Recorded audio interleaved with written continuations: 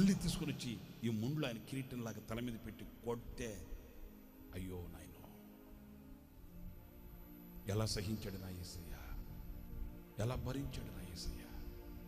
ఈ ముండ్లు ఆ ముండ్ల కొన అలా గుచ్చుకుంటేనే అంత విషమైతే తల్లోకి ఎక్కిపోయినాయి కదా, ఆయనకి తల్లోకి దిగబడిపోయినాయి కదా, ఆయన కళ్ళల్లో కార్చే కన్నీళ్లు రక్త కన్నీళ్ళు అయిపోయాయి కదా. ఎంత లోతుకి గుచ్చుకొని ఉంటాయో.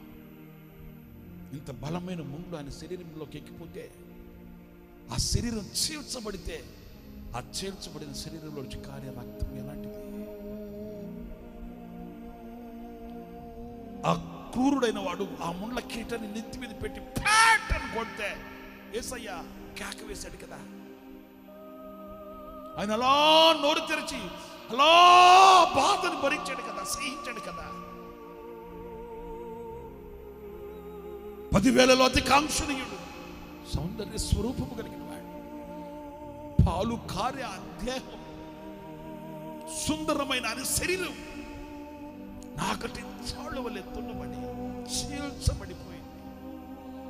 ఈ ముండ్లు ఆయన శరీరానికి ఎక్కితే, ఈ ముండ్లు ఆయన శరీరం మీద దిగబడితే, ఈ ముండ్లు ఆయన శరీరంలో విష జ్వరాన్ని తీసుకుని వచ్చినట్లుగా ఆ శరీరాన్ని విషంతో నింపేస్తే ప్రవచనం నెరవేర్చబడింది. ఏమని?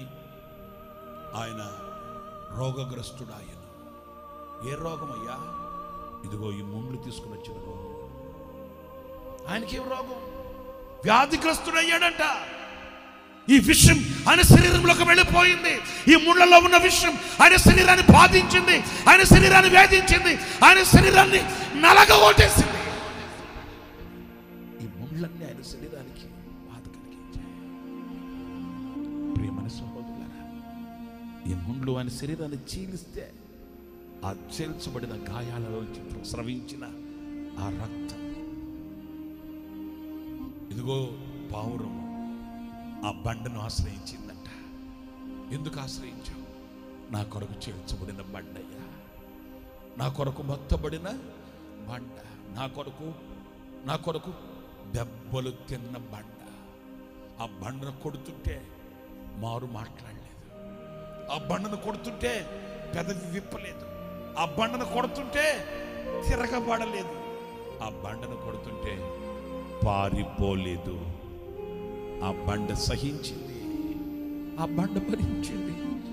ఇదిగో ఈ ముళ్ళు ఆ శరీరంలో దిగబడుతుంటే ఎప్పుడు